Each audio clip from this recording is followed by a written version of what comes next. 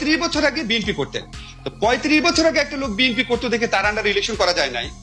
আর প্রধানমন্ত্রী উনার জন্মে উনার রাজনৈতিক বোধ উন্মেষের পর থেকে উনি আওয়ামী লীগ করছেন, উনি আওয়ামী লীগের মানে দণ্ডমুন্ডের কর্তা, উনার আন্ডার ইলেকশন করা যাবে? আপনি ওখান থেকে উত্তর খুঁজে নেন। তো আমার একটা কথা কি, দেখেন, সৎ নিয়ত থাকতে হবে। সৎ নিয়ত থাকলে পথ বের হয়, পথ কখনো আটকে থাকে না। ওই সৎ নিয়তটা সবাইকে দেখাতে হবে। যদি আপনি সত্যি মনে করেন আপনার দল সবচেয়ে বেশি জনপ্রিয়, আপনি খেলা হবেতে জিততে পারবেন, খেলা হবে, লড়াইটা হবে। কিন্তু বাংলাদেশের প্রধান শেখ হাসিনার বিরুদ্ধে কেউ ভোট দিতে চেয়েছেন, কেউ দিয়েছেন, তার কোনো এরকম হয়েছে?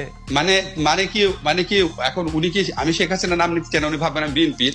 আমি বললাম যে বাংলাদেশ সরকারের আমলে অনেক কালো আইন হয়েছে, বিশেষ ক্ষমতা আইন হয়েছে, র্যাবের দায়ী মুক্তি আইন হয়েছে, ডিজিটাল সিকিউরিটি অ্যাক্ট হয়েছে। এগুলি কি ভালো আইন? এগুলো খারাপ আইন। তো এই খারাপ আইনগুলো যখন পাশ হয়েছে গত 50 বছরে, এরকম প্রায় আপনি 20-30টা আইন পাবেন যেটা অত্যন্ত মানবাধিকার বিরোধী আইন। এই 20-30টা আইন